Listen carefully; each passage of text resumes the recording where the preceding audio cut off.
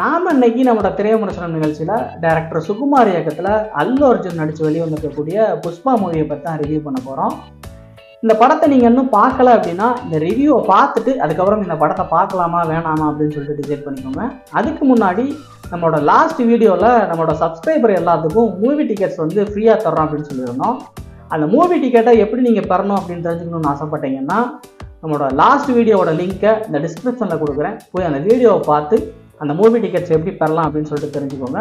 சரி, வாங்க வீடியோக்குள்ளே போகலாம். இந்த படத்தோட கதை என்ன அப்படின்னு கேட்டிங்கன்னா, படத்தில் ஹீரோவாக இருக்கக்கூடிய அல்லு அர்ஜுன் வந்துட்டு ஒரு ஃபோட்டோ எடுக்கிறதுக்காக 1000 கோடி வந்து செலவு பண்ணுறாரு.